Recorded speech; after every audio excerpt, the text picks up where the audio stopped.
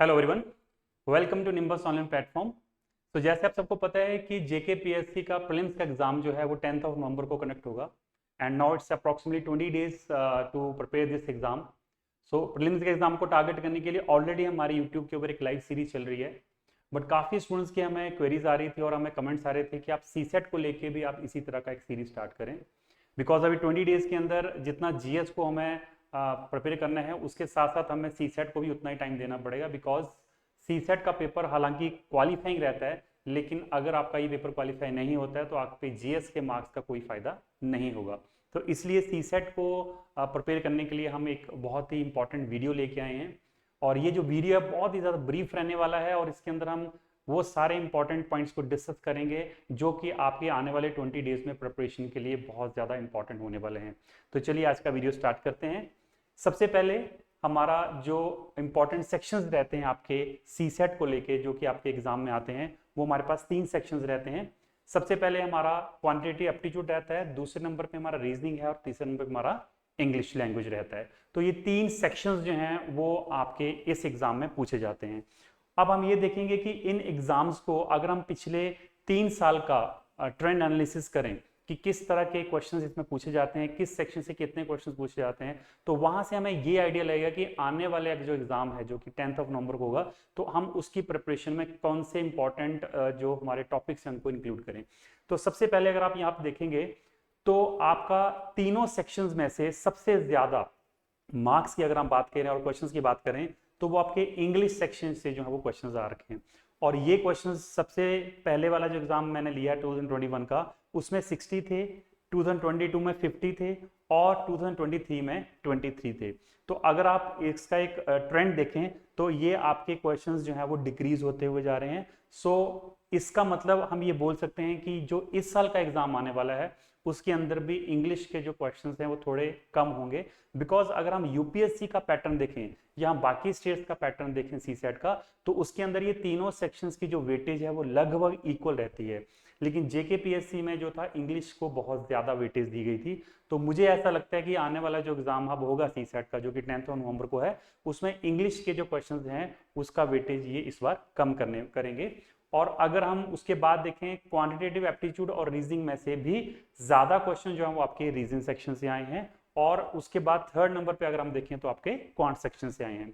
Reasoning section में अगर हम देखें तो 31 क्वेश्चन थे आपके 2021 में, 28 क्वेश्चन थे आपके 2022 में और 35 क्वेश्चन थे आपके 2023 में। और ये बहुत ही ज्यादा बैलेंस्ड वे में पेपर रीजनिंग का डाल रहे हैं। तो इस बार भी इसी तरह का पैटर्न जो है वो आपको रीजनिंग में देखने को मिल सकता है। अब अगर हम बात करें क्वांटिटेटिव एप्टीट्यूड की, तो ये सेक्शन जो है वो अंडररेटेड रहा है पिछले 3 साल से। पहले इसमें 8 क्वेश्चंस आए थे, उसके बाद 22 क्वेश्चन आए, पिछले साल इसमें जो है वो टोटल 25 क्वेश्चन पूछे गए। मुझे ऐसा लगता है कि इस बार इस पेपर को अगर हम बैलेंस करें तो आपके इंग्लिश में से क्वेश्चंस डिक्रीज हो सकते हैं और क्वांट में से सेक्शन में से क्वेश्चंस कुछ जो है वो इंक्रीज हो सकते हैं। उससे आपका जो पेपर है वो एग्जैक्टली उसी पैटर्न पे फॉलो करेगा जिस पैटर्न पे यूपीएससी या फिर बाकी एग्जाम्स के सी सेट के क्वेश्चंस पूछे जाते हैं।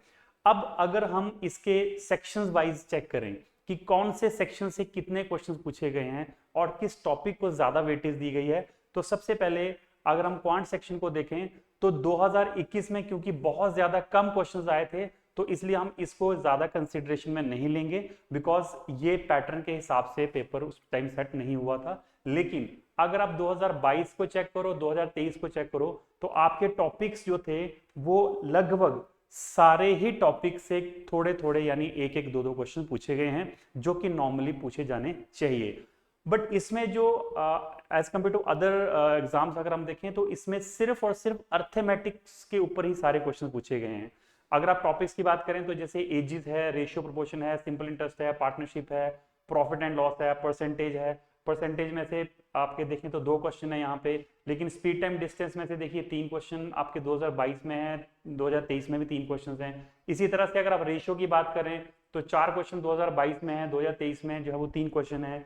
आप यहाँ पे अगर टाइम एंड वर्क और पाइथन सिस्टम की बात करें तो यहाँ पे भी आपके 2 क्वेश्चन है, यानी कि आप मेंसुरेशन में से आपके ज्योमेट्री में से आपके 2 क्वेश्चन, यहाँ पे 1 क्वेश्चन। तो आपके रैंडम सारे मेन टॉपिक्स में से आपके क्वेश्चन आए हुए हैं। अगर हम डीआई की बात करें तो डीआई में जो है वो ज्यादा क्वेश्चन नहीं पूछे गए हैं, लेकिन जो आपके अर्थमेटिक से रिलेटेड जितने भी टॉपिक्स हैं वहां से आपको रेंडमली हर टॉपिक में से क्वेश्चन पूछा गया है। इसके बाद हम लास्ट में डिस्कस करेंगे कि हम कौन से टॉपिक्स के ऊपर ज्यादा हमें टाइम स्पेंड करना है। अभी हम सिर्फ टॉपिक वाइज एनालिसिस कर रहे हैं। अगर हम रीजनिंग की बात करें तो रीजनिंग में अगर आप तीनों साल में देखो तो बहुत ही ज्यादा बैलेंस वे में क्वेश्चन पूछे गए हैं, हर टॉपिक को टच किया गया है और रिस्पेक्टिवली हर टॉपिक में से 2-3 क्वेश्चन पूछे गए हैं। आपके लिए अच्छी बात यह है कि जो इजी टॉपिक्स हैं जैसे ब्लड रिलेशन है वहां से काफी अच्छे क्वेश्चन आपको देखने को मिल रहे हैं। इससे फायदा ये होगा कि आपको कम प्रैक्टिस करके ज्यादा क्वेश्चन आप यहाँ पे निकाल सकते हैं। जैसे आपका सीरीज का टॉपिक है, हर साल यहाँ से 5 क्वेश्चन आपके आ ही रहे हैं। अगर आप रैंकिंग की बात करें हर साल आपके 3 क्वेश्चन आ रहे हैं, क्यूब एंड डाइस के ऊपर 2 क्वेश्चन आ रहे हैं, आपका एनालिटिकल रीजनिंग के आपका हर साल क्वेश्चन आ रहे हैं, सिलोजिज्म से आपका एक क्वेश्चन हर साल आ रहा है, आपका ऑड वन आउट हो गया, वेन डायग्राम से आपका क्वेश्चन आ रहा है, कैलेंडर और क्लॉक से आपके क्वेश्चन आ रहे हैं। तो अगर आप देखें तो रीजनिंग में हर टॉपिक में से आपके क्वेश्चन जो है वो पूछे जा रहे हैं। काउंटिंग फिगर एक बहुत ही फेवरेट टॉपिक है इनका। पिछले साल अगर हम देखें तो यहाँ से टोटल 4 क्वेश्चन जो है वो पूछे गए थे। हालांकि 4 क्वेश्चन बहुत ज्यादा इतने शायद नहीं पूछे जाएंगे आने वाले टाइम में। एलसीएम एचसीएफ से अगर आप देखें तो हर साल क्वेश्चन आ रहा है जो कि यहाँ पे 4 क्वेश्चन हैं। तो कुल मिला के सारे टॉपिक्स में से अगर आप देखो क्वेश्चन यहाँ पे निकले हुए हैं। तो आप ये जो सेक्शन है रीजनिंग का, अगर आप इसको अच्छे से हर टॉपिक को थोड़ा थोड़ा ट्राई करो, प्रैक्टिस करो, तो यहाँ से आप आराम से क्वेश्चन जो है वो निकाल सकते हो। अगर हम थर्ड सेक्शन की बात करें जो कि आपका इंग्लिश लैंग्वेज है, तो इंग्लिश लैंग्वेज में अगर आप ध्यान से देखो तो ग्रामर का कोई पोर्शन यहाँ पे आपसे नहीं पूछा जा रहा है। आपसे सिर्फ और सिर्फ रीडिंग कॉम्प्रिहेंशन के क्वेश्चन जो है वो पूछे जा रहे हैं। तो रीडिंग कॉम्प्रिहेंशन जो है उसके अंदर अगर हम देखें तो यहाँ पे 2021 में 45 क्वेश्चंस हैं, 2022 में 50 क्वेश्चंस हैं और 2023 में 40 क्वेश्चंस हैं। तो ये आपका लगभग एवरेजली 35 to 40 क्वेश्चंस ही रहने वाला है। बट कॉम्प्रिहेंशन में प्रॉब्लम ये होती है कि आपको एक पैसेज दिया होता है और उसके अंदर आपको क्वेश्चंस दे रखे होते हैं, बट उसमें पैसेज को पढ़ने में टाइम ज्यादा लग जाता है और फिर भी कई बार पैसेज पढ़ने के बावजूद भी आप 4 में से 2 ऑप्शन में लास्ट में आके जो है वो अटक जाते हैं और उसमें आपको क्वेश्चन का आइडिया नहीं लगता है इसका सही आंसर क्या होगा। थोड़ी सब्जेक्टिविटी रहती है, इसलिए सारे क्वेश्चन 40 के 40 आप निकालने मुश्किल हो जाते हैं बिकॉज हमारे पास टाइम लिमिटेड होता है। तो यहाँ से आप 25 to 30 के आसपास जो है वो क्वेश्चन यहाँ पे आप हैंडल कर सकते हो। कम्युनिकेशन के क्वेश्चन सिर्फ 2021 में आए हैं, उसके बाद आपके 2022 और 23 में नहीं आए हैं, तो हम इसको थोड़ा बहुत नेग्लेक्ट कर सकते हैं। तो अब हम जो हमारी वीडियो का जो इंपॉर्टेंट सेक्शन है कि अब अगर हमने सारा इसको एनालाइज कर लिया है, पिछले 3 साल के पेपर्स को एनालाइज कर लिया, हमने क्वेश्चन वाइज क्वेश्चन देख लिया कि कौन से टॉपिक से कितने क्वेश्चन आए हुए हैं, तो अब इसका एनालिसिस क्या बोलता है या लास्ट में हम अब किस तरह से अपनी प्रिपरेशन को रखें इन लास्ट 20 डेज में, सो दैट आपका जो सीसेट वाला पोर्शन है वो आराम से क्वालिफाई हो जाए। तो देखिए इसमें जो सबसे इंपॉर्टेंट सेक्शन है जहां से आपको मार्क्स जो है वो सबसे इजीली आप फेच कर सकते हैं वो है आपका रीजनिंग सेक्शन। सो रीजनिंग सेक्शन जो है यहाँ से जैसे आपको आपने देखा 30 क्वेश्चन के आसपास आपके क्वेश्चंस आएंगे। अब ये सेक्शन एक ऐसा सेक्शन है जिसको अगर आप एक टॉपिक को 1.5 से 2 घंटा लगाते हैं तो उस टॉपिक में से आप आराम से क्वेश्चन जो है वो सॉल्व कर सकते हैं। फॉर एग्जाम्पल ये जो टॉपिक्स जो मैं यहाँ पे लिख रहा हूँ ये टॉपिक्स आपने जरूर करने हैं। जैसे आपका ब्लड रिलेशन का टॉपिक है, इसी तरह से आपका रैंकिंग का टॉपिक है, इसी तरह से आपका डायरेक्शन सेंस का टॉपिक है। ये वो टॉपिक्स हैं जहां से आप हमेशा आराम से क्वेश्चन वहां पे निकाल पाओगे। इसी तरह से आपका सिलोजिज्म का टॉपिक है, इसी तरह से आपका सीरीज का टॉपिक है, इसी तरह से आपका क्यूब एंड डाइस का टॉपिक है। तो ये टॉपिक्स अगर आप पीछे का एनालिसिस एक बार चेक करेंगे तो हर टॉपिक से आपके 2 से 3 क्वेश्चन यहाँ पे आपके देखने को मिल रहे हैं। तो ये इंपॉर्टेंट टॉपिक्स हैं जिनको अगर आप करके जाओगे, जैसे सीरीज में आपके 5 क्वेश्चन हर साल आ रहे हैं, तो अगर आप इसको थोड़ा सा 2 के घंटे लगा के इसको अच्छे से प्रैक्टिस कर लेंगे, क्योंकि इसमें बहुत ज्यादा एक जैसे क्वेश्चन ही बार बार आते हैं, तो अगर आप ये क्वेश्चन कर लेंगे तो 5 क्वेश्चन आप यहाँ से निकाल सकते हैं। अगर आप ब्लड रिलेशन में देखेंगे इसे 2 से 3 क्वेश्चन आपके हर साल यहाँ पे आए हुए हैं। तो इस तरह से हर ये जो इंपॉर्टेंट टॉपिक मैंने लिखे हैं ये टॉपिक एक तो ईजी है और दूसरा ये टॉपिक आप थोड़ा सा प्रैक्टिस करोगे तो आराम से निकल जाएंगे।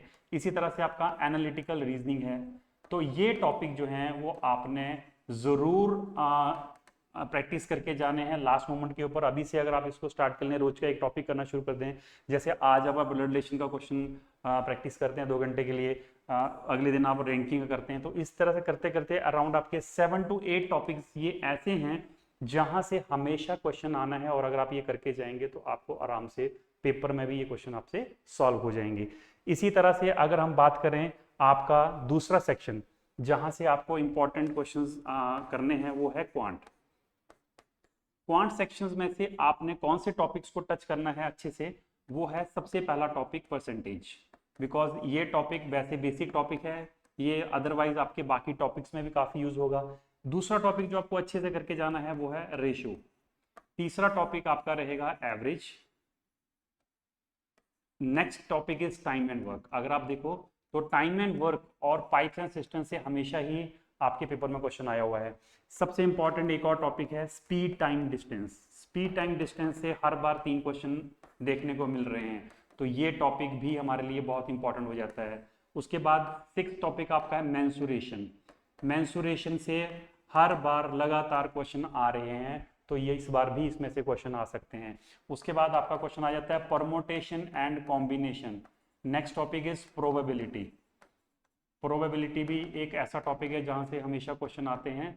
9th is your number system. Number system में भी आपके जैसे एलसीएम एचसीएफ हो गया, आपके सर्ड इंडिसेस हो गया, लास्ट डिजिट हो गया, रिमाइंडर हो गया। उसके बाद 10th टॉपिक है आपका मेंसुरेशन।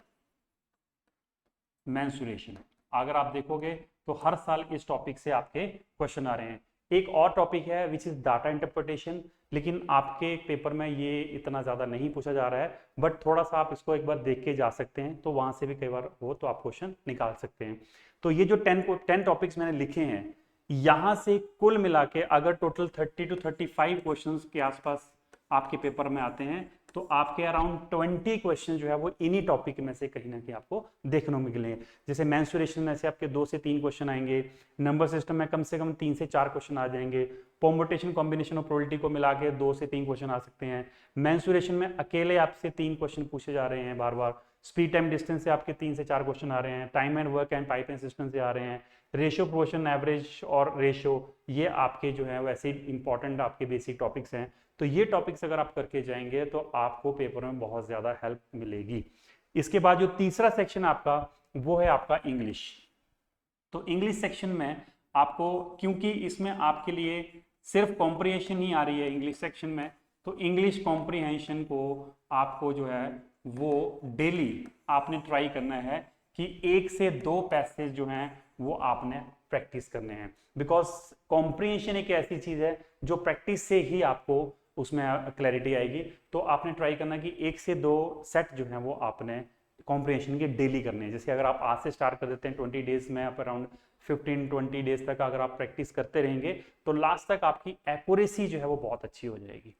जितने भी स्टूडेंट्स जो मैथ बैकग्राउंड से हैं उनके लिए मैथ में से मार्क्स निकालना ईजी है, लेकिन जितने स्टूडेंट्स मैथ बैकग्राउंड से नहीं हैं, तो अगर तो उनका इंग्लिश सेक्शन अच्छा है तो आप इस चीज़ के ऊपर आप टारगेट करें सबसे ज़्यादा, और दूसरे नंबर पे आप रीजनिंग सेक्शन को अच्छे से टारगेट कर सकते हैं, और मैथ वाले सेक्शन में आप कुछ सिलेक्टिव टॉपिक्स करके जा सकते हैं जो कि मैंने अभी आपसे डिस्कस किए हैं।